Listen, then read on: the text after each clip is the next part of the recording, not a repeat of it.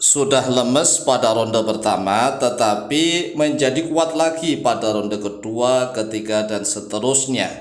Barokah fadilahnya doa bihaqqi Sulaiman. Assalamualaikum warahmatullahi wabarakatuh.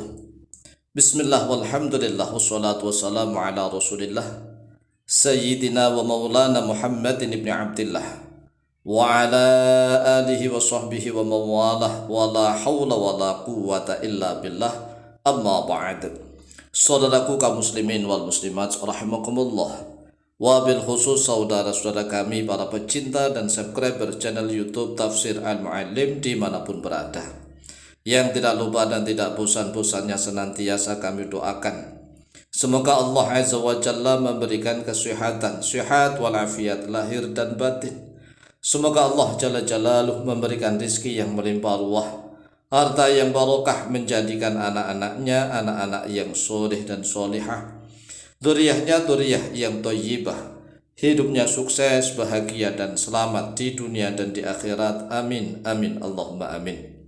Saudaraku kaum muslimin wal muslimat rahimakumullah, wabil khusus saudara-saudara kami kaum muslimin, para lelaki muslim yang sudah memiliki istri, apabila menginginkan ronde kedua, ketiga, dan seterusnya strong lagi, kuat lagi, maka amalkanlah doa bihaqqi Sulaiman. Oleh sebab itu, sebelum kami mengajarkannya, maka kami berikan ijazah terlebih dahulu. Setelah kami berikan ijazah, maka diterima dengan ucapan qabiltu. Silakan diucapkan qabiltu. Kami berikan ijazah doa bihaqqi Sulaiman. Nah, biasanya nih suami laki-laki itu kalau sudah selesai ronde pertama kan sudah lemes, sudah loyo, ini sudah wajar. Nah, kalau kepingin kuat lagi, ini ada doa bihaqqi Sulaiman. Ini walaupun tanpa wudhu loh ya, tanpa wudhu. Tetapi lebih bagusnya, ini lebih bagus. Kalau nggak dijalankan juga nggak apa-apa. Lebih bagusnya itu adalah berwudhu menurut sunnah Nabi Muhammad SAW. Tetapi kalau nggak sempat berwudhu, ya langsung saja baca Asma Sulaiman. Enggak makruh, enggak haram, tidak. Karena di dalamnya tidak ada Al-Quran Karim. Orang yang dalam keadaan junub dan haid itu kan enggak boleh. Haram hukumnya membaca Al-Quran Karim. Sedangkan Asma Sulaiman ini tidak ada asma dari Al-Quran. Jadi aman. Nah, kalau lebih ingin ya, lebih lagi, ingin lebih hebat lagi, mengikuti sunnah Nabi, maka setelah ronde pertama ingin kedua, ya disunahkan berwudu. Itu kalau sunnah Nabi, ini pahala besar. Jadi setelah ronde pertama kemudian berwudu.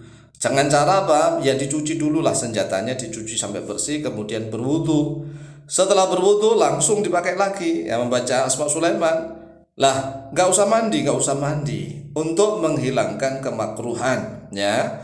Tetapi kalau membaca Al-Quran tetap nggak boleh walaupun dia sudah berwudu. Tetapi kalau melakukan hal-hal yang mubah sudah nggak makruh lagi begitu.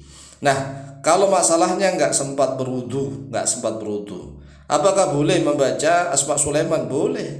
Boleh sekali lagi, karena ini bukan ayat-ayat Al-Quran, tidak, ya. Asma ini tidak ayat Al-Quran, tetapi murni asma, ya, murni asma yang tidak Al-Quran dan tidak hadis. Kemudian disandarkan oleh para ulama, ya, karena memang Rasulullah SAW sudah mengajarkan menggunakan doa haknya para nabi dan rasul. Kalau menurut Wahabi sih, ya Wahabi sekali lagi, Wahabi itu nggak mau berdoa dengan menggunakan haknya nabi siapapun, nggak mau begitu. Tetapi kalau akidah ahli sunnah wal jamaah, ya orang-orang yang mengikuti ahli sunnah wal jamaah, maka berdasarkan banyak hadis, bukan hanya 1-2 hadis, banyak sekali hadis yang membolehkan kita berdoa menggunakan haknya para nabi dan rasul. Maka di dalam ijazah kali ini kita menggunakan haknya Nabi Sulaiman. Pertanyaannya, mengapa menggunakan haknya Nabi Sulaiman dalam urusan ini? Karena Nabi Sulaiman alaihissalam itu telah diberikan anugerah oleh Allah. Istrinya Nabi Sulaiman itu berjumlah 1000 istri. 1000 istri, bayangkan dulu. Nah, masa kita baru satu aja sudah tele misalnya, sudah nggak mampu lagi. Sedangkan Nabi Sulaiman, Masya Allah, istrinya berjumlah 1000. Dalam riwayat hadis sahih, ya, Nabi Sulaiman itu pernah menggilir istrinya semalam itu 100. Jadi semalam itu digilir 100, sebanyak 100 digilir dalam waktu semalam. Coba bayangkan, kita gilir 10 misalnya, kok kuat, hebat. Ya kuat sebenarnya, kuat Pak ya, tapi itu kan pemaksaan. Yang 2, 3 saja wallahu alam bisawab, kan begitu. Nah, kalau misalnya istrinya 1 tapi 1 ronde aja sudah KO ya, KO nih, maka ada asma Nabi Sulaiman. Asmanya sebagaimana yang tertera di dalam layar kaca video masing-masing.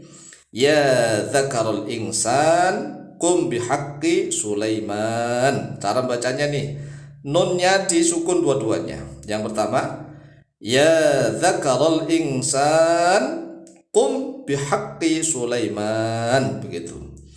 Enggak dibaca ya dzakaru, tidak, ya dzakaro, karena ini idhofah. Beda dengan kalau tanpa ada lafadz insan dibaca ya dzakaru, begitu. Sedangkan ini ya dzakarul insan, berarti roknya di fathah. Ya dzakarul insan, wahai dzakarnya manusia. Manusia ya dzakar kita sendiri kan, dzakar manusia, bukan dzakarnya binatang. Kalau binatang ya bisa mungkin berkali-kali kan. Manusia juga bisa berkali-kali. Makanya disebut ya dzakarul insan, wahai dzakarnya manusia. Kum, berdirilah oleh engkau bihaqqi Sulaiman, dengan haknya Sulaiman. Sudah diperintah dengan menggunakan haknya Nabi Sulaiman, kok enggak berdiri-berdiri? Ini kebangetan nih.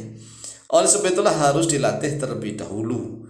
Ya minimal malam-malam coba dilatih. Baca ini. Ya dzakarul insan qum bihaqqi Sulaiman.